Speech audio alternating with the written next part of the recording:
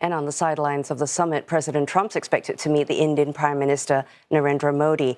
If the talks go ahead, they will be the first face-to-face meeting between the two leaders since February last year. That's when they pledged to deepen ties between their countries. Ishan Garg reports from New Delhi for CNA. A potential meeting between Indian Prime Minister Narendra Modi and US President Donald Trump is among the most highly anticipated events in the PM's G7 itinerary. If it happens, it will be just days after India's Ministry of External Affairs summoned US Charge d'Affaires twice in 3 days to launch protests. A rare move that analysts say showed New Delhi's frustration over US military strikes on civilian ships in the Gulf region, where more than 18,000 Indian seafarers work. A statement from the US Secretary of State's office added fuel to the fire as it failed to acknowledge the death of 3 Indian sailors, with Indian opposition now demanding the Indian government take a strong stance against the US. The issue analysts believe could be a key item on the agenda.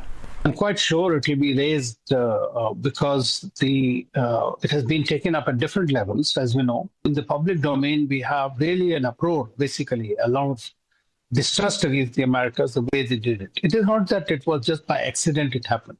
It continued for 4 ships continuously, and we're about 2.5 or 3 days, we saw that 4 incidents. Trade could also be on the table, with both sides still negotiating a deal, even as officials say talks remain active and constructive. But US Trade Representative's office has proposed 12.5% tariffs on goods from countries including India, and there are doubts over how much commercial relief any agreement can deliver if tariff and trade disputes keep resurfacing. As long as the threat of the Section 301, which is an arbitrary measure imposed by the United States, or investigations continue, whatever tariff benefit that you will get out of this deal will be taken away, and there will always be a possibility of a unilateral measure being invoked at any time. So essentially, that trade deal does not have any major significance as far as I'm concerned.